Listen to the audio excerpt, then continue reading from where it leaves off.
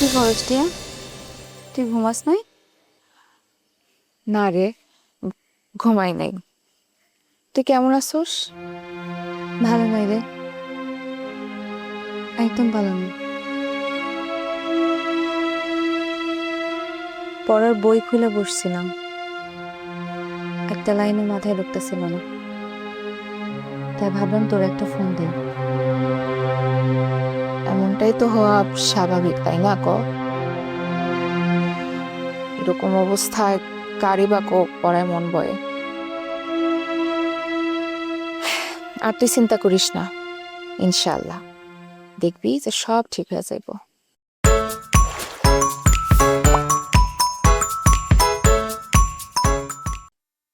ও, তোর একটা কথা কই, তুই আমগো বাড়িতে আইছিলি না, সেজন্য তোরে ধন্যবাদ। সত্যি কইতাছি, ওই সময় তোরে দেখে আমার খুব ভালো লাগছে। ধন্যবাদ দিতেছিস কেন? আমি না আসলে কে আইব? না রে, আসলে ভাবতেছিলাম ভাইয়ার ঘটনাটা যদি না ঘটতো না, তাহলে তোরে কিন্তু এত সহজে ছাড়তাম না। তোরে বসায়, খাওয়া দাওয়া করায়, গল্প গুজব কইরা তারপর বাড়িতে পাঠাইতাম। আবার আসবে কিন্তু। ঠিক আছে ম্যাডাম, আবার আসবো। টিয়া, জানোস দাদি আজকে অজ্ঞান হয়ে গেছিল। কি কি করছ তুই? কখন হয়েছিল এটা? আর এখন কেমন আছে? এখন একটু ভালো, তাই খুব দুর্বল। দাদি আসলে ভাইয়ারে এত ভালোবাসে, নিজের জানের থেকেও বেশি। ভাইয়ার নাম শুনলেই খালি কান্দে। আল্লাহ, এ তো দেখি খুবই খারাপ অবস্থা।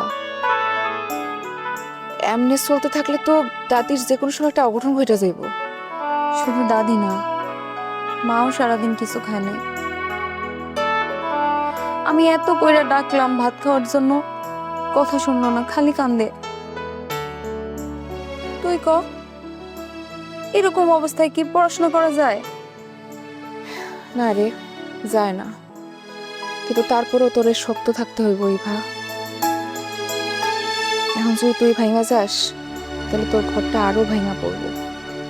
ভাইয়ারে নিয়ে আমার খুব টেনশন হইতেছে, খুব ভয় করতেছে।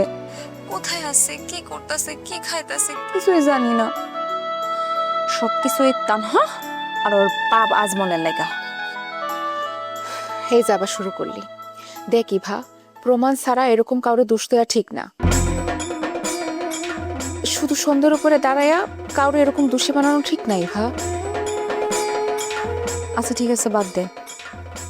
তুই কি করতেছস এখন? আমি এই তো একটা বিষয় নিয়ে চিন্তা করতেছিলাম। কি, ওই এসআই বিদ্যুৎটা নিয়ে ভাবতেছস? আরে ধুর, তুই কি বলস না। হুম, বুঝতে পারছি, তার মানে তার কথাই ভাবতেছিলাম। হ, কিছুটা তো। আরে ওই দিন যে আমগো বাড়িতে আসছিল না নয়ন ভাইয়ের সাথে কথা কইতে। নয়ন ভাইয়ের কাছে নাকি তোর কাছে? ফাইজলামি করিস না তো, সিরিয়াস কথা কইতাছি। আচ্ছা ঠিক আছে, কও, ফাইজলামি বাদ। সেদিন সে আমগো রিয়াপুর জামাই ইমন ভাইয়ের মৃত্যু ব্যাপারে কথা কইতেছিল। ওই সময় একটা নাম উঠে আসছিল, বিগ বি। Big B? সেটা আবার কি?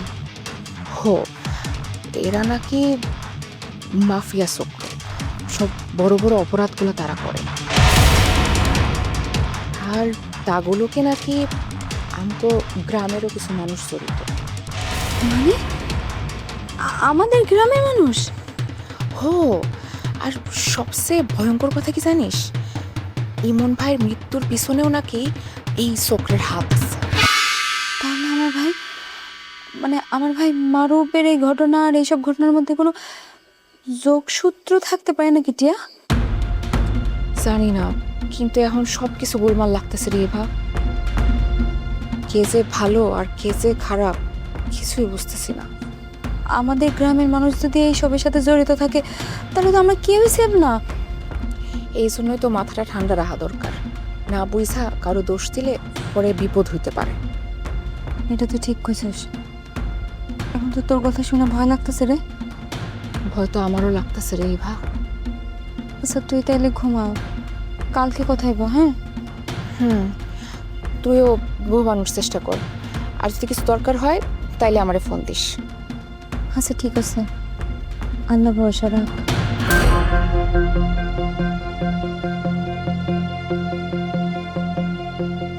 বিগ বি মাফিয়া চক্র, তার সাথে আমাগো গ্রামের মানুষ জড়িত। হায় আল্লাহ, কি ভয়ানক ঘটনা।